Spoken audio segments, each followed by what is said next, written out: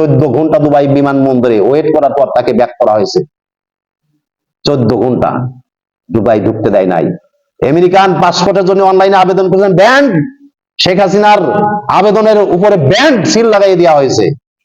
পৃথিবীর কোন দেশ তার আবেদন গ্রহণ করে নাই, আশা করা যায় করবেও না। এইবার হলো আন্তর্জাতিক আদালত, সেই নেদারল্যান্ডসের হ্যাগে ইন্টারপোলের মাধ্যমে তার গ্রেফতারি পরোয়ানার আবেদন ইউনূস সরকার করছে। যে কোনো সময় গ্রেফতারি পরোয়ানা জারি হবে, খেলা জমে যাবে, খেলা হবে, খেলা হবে। এখন ভারতকে সিদ্ধান্ত নিতে হবে সারা বিশ্বের সাথে, সে সংঘাতে লিপ্ত হবে না শেখ হাসিনাকে গ্রেফতার করে ইউনূসের হাতে তুলে দেবে। সেই দিন সামনে কয়েকদিনের মধ্যে এসে যাবে। আল্লাহ কোথায়? ক্ষমতা কার? আল্লাহুল খলক ওয়াল আমর। এই জন্য এখন আমাদেরকে সিদ্ধান্ত নিতে হবে, আমাদেরকে সিদ্ধান্ত নিতে হবে। এই যে একটা সুন্দর পরিবেশ, আমাদের ছাত্র জনতা, আমাদের সন্তানেরা, তারা যে একটি সুন্দর পরিবেশ দিলেন ভাই। এই যে পরশুদিন আব্দুল্লাহ নামে একটা ছেলে শাহাদাত বরণ করছেন, 3 মাস গুলি ভিতরে ভিতরে বইয়ে বেড়াইছে। 3 মাস প্রথমে সুস্থ হয়েছিল, গুলি লাগার পর হাসপাতালে গেছে, সুস্থ হয়ে গেছে, বাড়ি গেছে, কিন্তু ভিতরে তাজা বুলেট। ওটা অপারেশন করে বাংলাদেশের কোনো ডাক্তার বের করতে পারে নাই। পরশুদিন মারা গেছে আব্দুল্লাহ। আজকে একটা নিউজে দেখলাম, সিঙ্গাপুরে একটা বাচ্চা 3 মাস, কোলের বাচ্চা 3 মাস, সে নড়াচড়া করে নাই। এই গতকাল পরশুদিন থেকে কেবল হাত পা একটু নড়াচড়া করছে সিঙ্গাপুর হাসপাতালে। কি অপরাধ করেছিল? ঠিক ইসরায়েলের ইহুদিরা যেভাবে হেলিকপ্টার থেকে গুলি করে বোম্বিং করে আমাদের বাচ্চাদের হত্যা করছে, ঠিক এই আওয়ামী ফ্যাসিস্ট হাসিনা সেইভাবে নির্দেশ দিয়ে আমাদের সন্তানদের হত্যা করছে। এই ছোট বাচ্চাগুলো ঘরের ভিতর কিভাবে গুলি, জানালা দিয়ে গুলি লাগছে। ছাদের পর খেলা করছিল, বাবা ওই হেলিকপ্টার দিয়ে দৌড়ো যাইয়ে 4 বছরের বাচ্চা যখন গোল কোলে নেছে, এই কোলের পর গুলি লাগছে। বাবার কোলে তার মেয়ে মারা গেছে, 4 বছরের মেয়ে। আমরা আর চাই না এই দিন আর ফিরে আসুক। চান নাকি? আর আমরা চাই না। আমরা চাই এমন একটি সূর্যের উদয় হোক যে সকালবেলা বাংলাদেশের সমস্ত মানুষ সব ভাই ভাই হয়ে যাবে, সবাই ইমানদার হিসেবে মসজিদে আজান শুনে দৌড়াবে, নামাজের আজান হলে মসজিদে আসবে, সমস্ত কাজ ফেলে রেখে। কেউ কারোর উপর অত্যাচার করবে না, নির্যাতন করবে না, চাঁদাবাজি করবে না, গুম করবে না, খুন করবে না, আইন আগরের জন্ম দেবে না। আমরা এরকম একটি সমাজ ব্যবস্থা আপনাদের সমর্থন নিয়ে আমরা বিনির্মাণ করতে চাই। এখন আপনারা সমর্থন দেবেন তো? ইনশাআল্লাহ। কারা দেবেন একটু হাত উঁচু করেন। আল্লাহ কবুল করুন। আল্লাহ। এখন আমাদের চাওয়া আমাদের পক্ষে না, কোরআনের পক্ষে আসেন, কোরআনের পক্ষে আসেন। আপনারা কোরআনের পক্ষে আসেন, যে কোরআন মানব জাতির মুক্তির মানে চ্যালেঞ্জ নিয়ে এসেছিল। আল্লাহ রাব্বুল আলামিন বলেছেন, আলিফ লাম রা তিলকা, আলিফ লাম রা কিতাবুন আনজালনাহু ইলাইকা লিতুখরিজান নাসা মিনাজ যুলুমাতি ইলান নূর। আমি এই কিতাব নাজিল করেছি অন্ধকার থেকে মানুষদেরকে আলোর পথে নিয়ে আসার জন্য।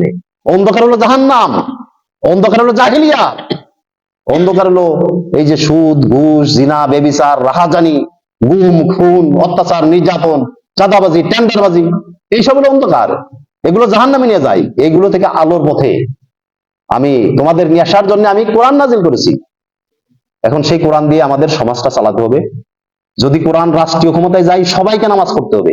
আর নামাজ পড়লে কি হবে? ইন্নাস সালাতা তানহা আনিল ফাহশাই ওয়াল মুনকার। মানুষ কি হয়ে যাবে? মানুষ পবিত্র হয়ে যাবে, জান্নাতি যাওয়ার চরিত্র হয়ে যাবে। সে পাপ কাজ ছেড়ে যাবে, মিথ্যা ছেড়ে দেবে, সে অসততা ছেড়ে দেবে, সে সৎ হয়ে যাবে, সে পবিত্র হয়ে যাবে, পরিশুদ্ধ হয়ে যাবে, কোনো পাপ কাজ করবে না, আমানতদার হয়ে যাবে। সে মানুষের রক্ষক, মানুষের ইজ্জত সম্মান রক্ষক হয়ে যাবে। সে গীবাত করবে না, সে কারোর সম্মানহানি করবে না, ইজ্জত হানি করবে না। আমরা এরকম একটি সমাজ চাই, কিন্তু এই সমাজ আমরা চাইলে হবে না ভাই, যতদিন না আপনারা না চাবেন। তাই আপনারা যদি চান তাহলে সামনে প্রস্তুতি নিতে হবে। নিজের পরিবারকে তৈরি করতে হবে, উদ্বুদ্ধ করতে হবে, এখন থেকে মানসিক ভাবে তৈরি করতে হবে। সামনে নির্বাচন, 5,000 টাকা ঘুষ খেয়ে ইসলামের বিপক্ষে ভোট দেয়া যাবে না, তাহলে জাহান্নামে যেতে হবে। আজকের এই 5,000 টাকা আপনার আগামী দিনে 5 লাখ টাকার ক্ষতি করে দিতে পারে, 5 লাখ টাকার ক্ষতি করে দিতে পারে। দেখেন 2,000 সন্তান এরা আর ফিরে আসবে? কোটি কোটি টাকা দিয়ে কিনা যাবে, এক একটা সন্তান কেনা যাবে?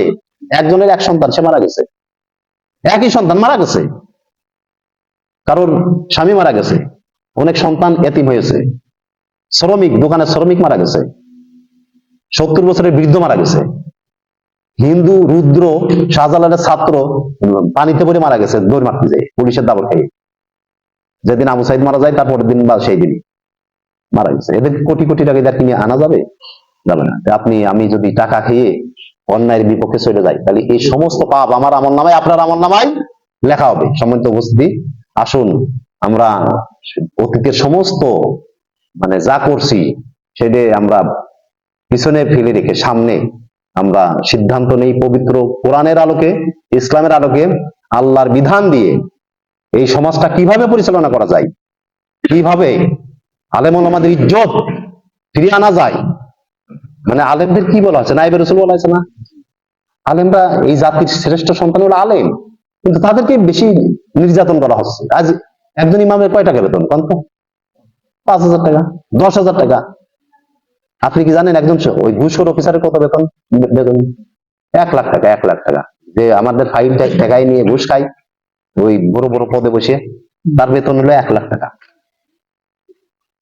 আমার বেতনই তো আর কয়েকদিন পরে 1 লাখ টাকা হয়ে যাবে না, তাহলে তাদের বেতন কত?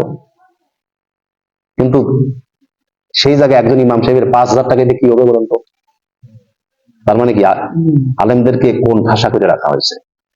আলেমদের যদি নিশ্চিন্তে বসবাস করার সুযোগ দেওয়া যায়, তাহলে কোরআনের কথা বলবে, মাথা কামাবে সমাজ নিয়ে, খাবারের টেনশন থাকবে না, দুশ্চিন্তা থাকবে না, পেরেশানি থাকবে না। রাষ্ট্র যদি বেতন দেয়, তাহলে বড় চাচার বিরুদ্ধে সুদের ওয়াজ করলে বড় চাচা চাকরিতে নট করে দিতে পারবে না, রাষ্ট্র বেতন দিচ্ছে।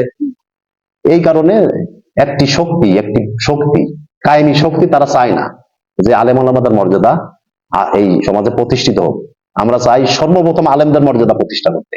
এই জন্য আপনাদের সমর্থন লাগবে, আপনারা সমর্থন দিবেন।